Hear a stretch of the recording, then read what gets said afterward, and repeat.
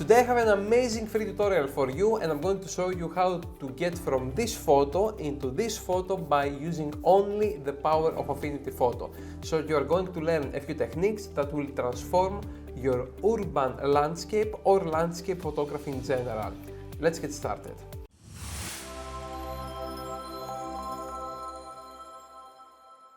Hello everybody, this is Strato from Illumius.com, the website and online academy where we teach you how to create amazing photos and take full advantage of the cameras and the lenses you have right now in your possession. Each week we publish tutorials like this one, and we're going to start publishing even more tutorials about photography in the near future. So if you like what you see, consider subscribing, plus grab our full free blown out course on how to create amazing black and white cinematic portraits. Link for everything down below. Okay, so let me go to my monitor without any further delays and let's get started.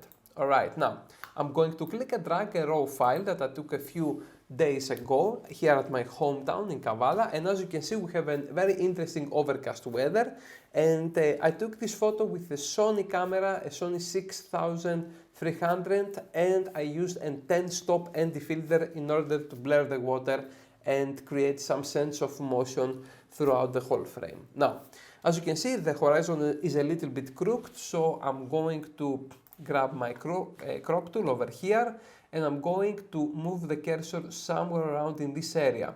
Now, as I move my cursor, you will see that it changes into a double arrow, and this means that I can click and drag in order to straighten the horizon. Okay? Another tool that I can use, of course, is this one, which says straighten.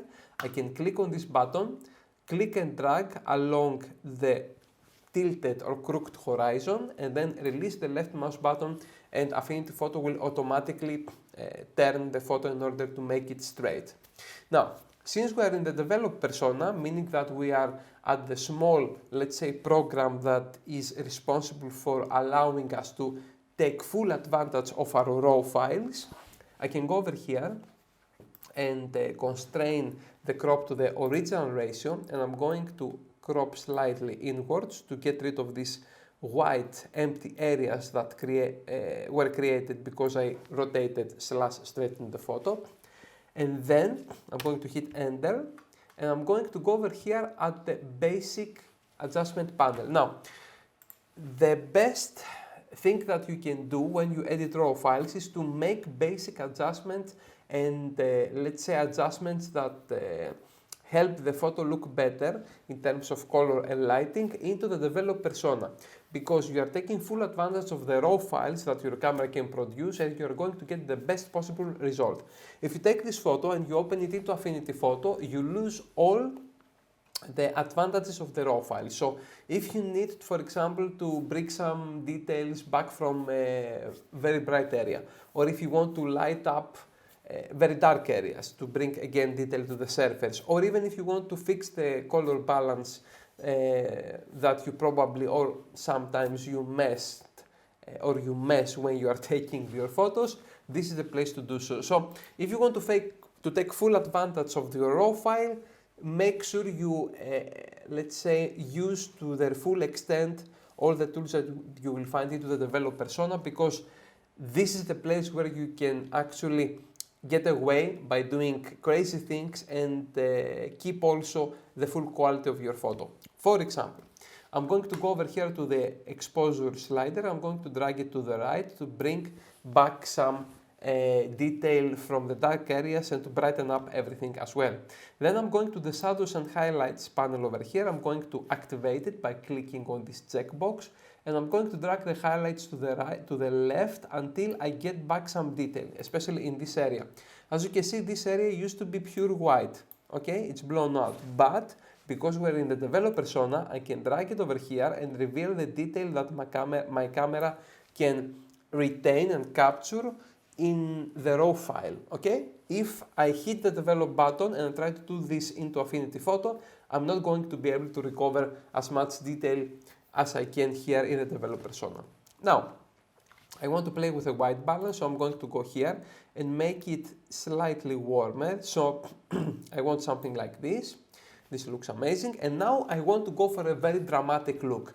So I'm going to take advantage of the overlays panel. I'm going to click over here, click on the gradient overlay, and I'm going to left click and drag from top to bottom in order to cover the sky. And then I'm going back to the basic panel, which now actually works in tandem with the overlay, and more specifically the gradient overlay I created. So I can lower the exposure at the area where the overlay is set, and I'm going to go all the way down somewhere around here, play with the black point, drag it to the right to make things even darker, and maybe lower the brightness as well, okay?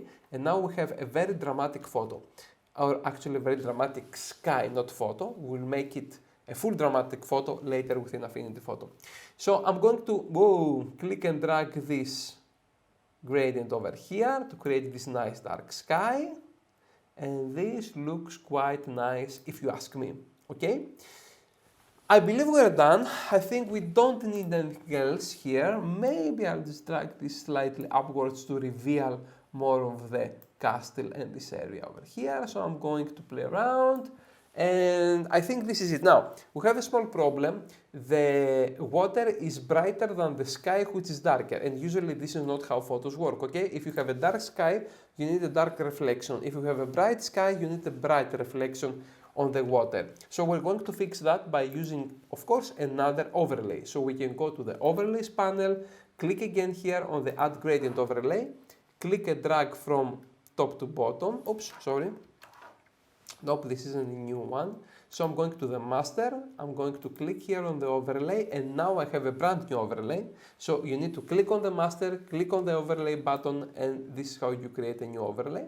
I'm going to cover the sea over here, and then I'm going to the basic panel, and again I'm going to lower the exposure, increase the black point to make everything darker, and lower the brightness, okay? So now we have a really dramatic photo. And if we go over here to the before and after, just take a look. This is a before and after, before and after. It's day and night, literally, okay? It's amazing how Affinity Photo and the developer persona can transform your photos with simple moves and some slider movements, okay?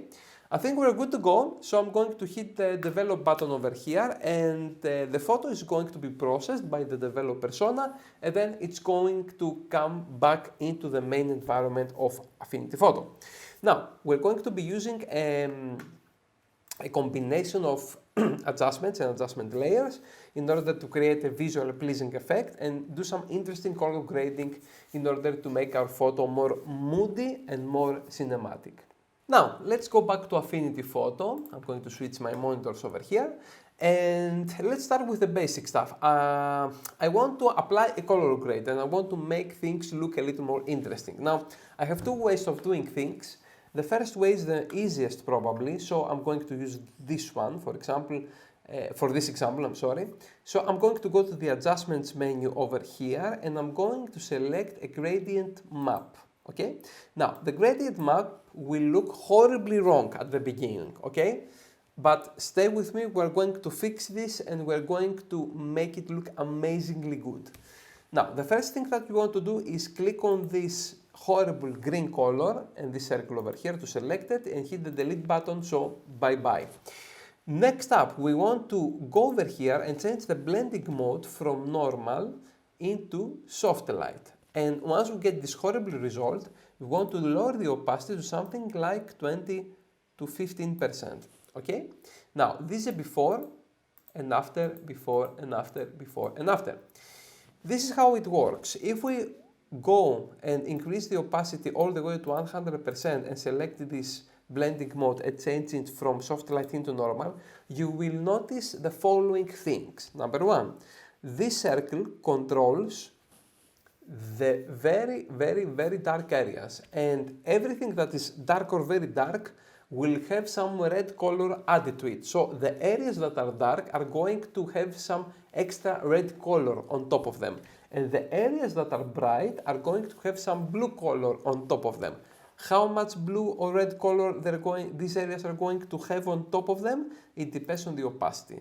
For example, if we use 100% opacity, you will throw 100% of red overlay on top of the black areas and 100% blue color overlay on top of the bright areas, this is why you are getting this horrible result, all right?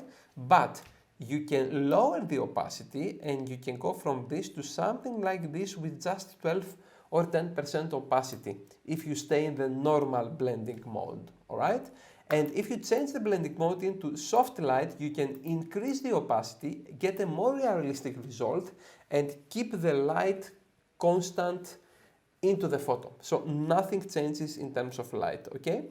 Now, these colors are not ideal, so I'm going to select the red circle and I'm going to click on its red color. I'm going to give it a more pleasantly looking orange tone, something like that. And I'm going to get this horrible blue color. I'm going to click on the circle. I'm going to click on the color over here. And I'm going to give it a teal or a bluish color that looks something like this. All right. Now, if we go and see the before and after, this is a before and after, before and after. We added some warmth over here, and we also made it look more filmic or more nostalgic or more cinematic, if you will. Now, the contrast is lacking, so we're going to fix this as well. I'm going to go over here, select the curves adjustment layer, and I'm going to throw it on top of everything else. And of course, I'm going to click here in the middle, and I'm going to click here and here. So I created 3 new control points. This control point controls the dark area, so if I push it downwards and to the right, it's going to make the darks even darker, so it gives this very dark, moody cinematic look.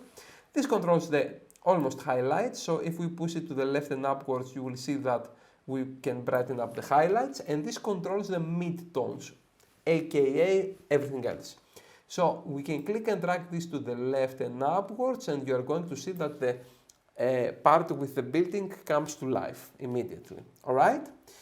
Now, this is a before and after, before and after. In my opinion, the darks over here are kind of too dark, so I'm going to brighten them up by clicking on this control point that controls the dark areas. I'm going to left click and drag to an area somewhere around here on the left, and this looks much better. We can see some clouds over here and it looks overall more pleasing. Now, we're not done yet, of course. We need to give it that cinematic look, that faded look. So I'm going to throw on top of everything else another curves adjustment layer, and I'm going to click and drag this control point upwards in order to make everything look gray and faded out. And because it looks okay, but it doesn't have any punch, it doesn't have any contrast, I'm going to click and drag this new control point that I just created by clicking in this area.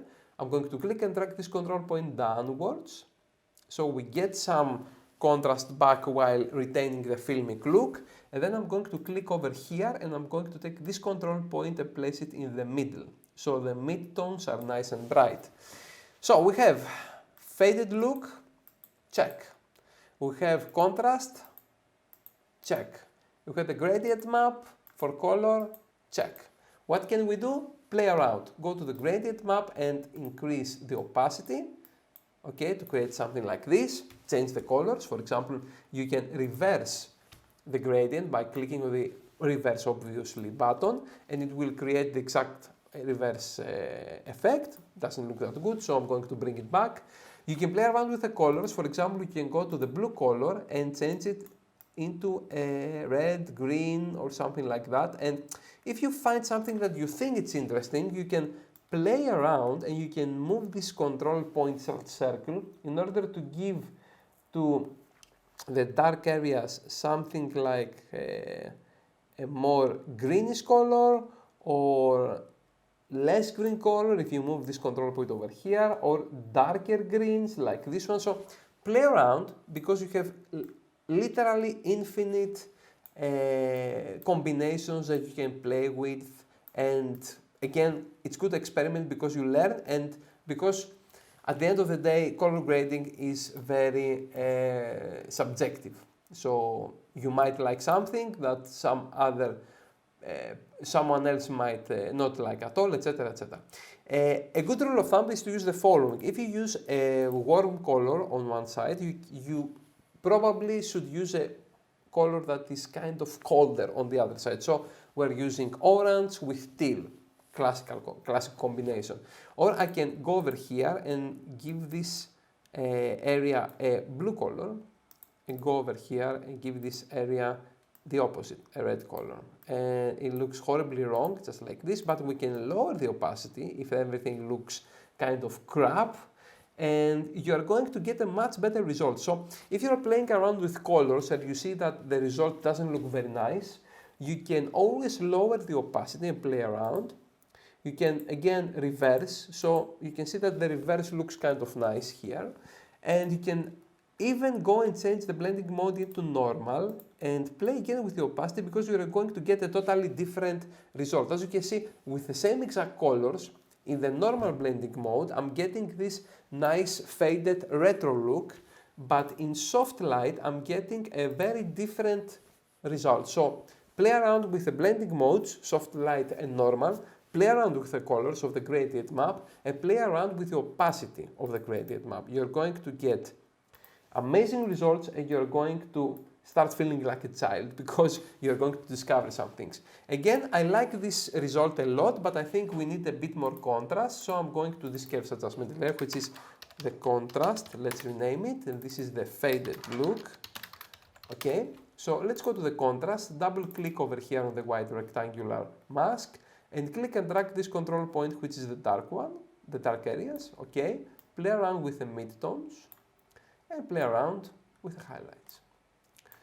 Okay, and there you have it. Now we have an amazingly looking, very interesting, very visually pleasing image with a lot of punch. And as a bonus tip, I'm going to show you something else. I'm going to create a new light source. So I'm going to the topmost layer, I'm going to select it, and I'm going to add a pixel layer.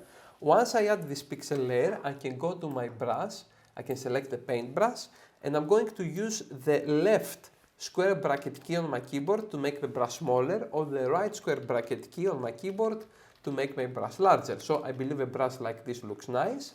Then I'm going to select a bright warm color, something like this yellowish color, and I'm going to make sure that the opacity and the flow are at 100%, hardness is at 0%, and I'm going to go over here and click once, maybe twice.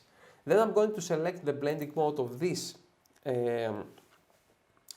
layer from normal into screen. I remembered the word, thank God. And then I'm going to click and drag this like this in order to create a light source.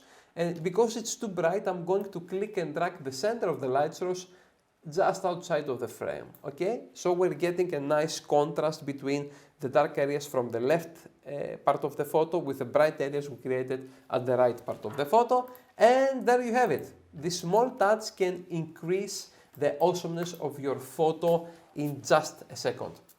Now, if you are impressed by these techniques, you will be blown away by our amazing free course that you can get at illumis.com. It's the free Affinity Photo course for techniques that will show you how to create cinematic black and white portraits. It's a full-blown course, completely free. We have 68 students so far, and why not? Because it's free. It is a very simple course to follow, and you get all these chapters again for free. You go over here, just type in your email, and you get the instructions on your email on how to access this course. Also, if you want more free tutorials, go at illumis.com. We have a ton of tutorials that you probably missed. You can find them here if you want. And again, if you go to the Pro blog, you will find all our free tutorials for Affinity Photo.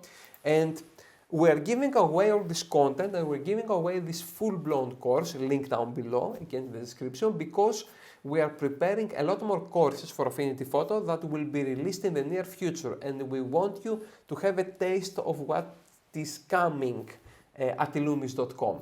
Again, go to illumis.com, grab the free course, see all the free other lessons we created. We have more than probably 20-30 lessons over there. And again, stay tuned, because each and every week we publish free tutorials like this one for Affinity Photo, our beloved program, in order to help you take full advantage of the files that your camera can produce. Subscribe if you want to be part of this growing community and creative family, and hit that like button, because you know how the gods of the algorithm of YouTube work. It will help us a ton if you hit the like button, and this will help spread the word and help our little community grow. Okay, that was it for today. Thank you very much for putting up with my funny Greek accent. It's time to go. And again, thank you for your time. Grab the free course, keep training, and until next time, talk to you later. Ciao. Until next time, talk to you later. Yeah, whatever. My English are a little bit rusty, but I'm getting better. At least I think I am. What do you think? Leave a comment down below. Ciao.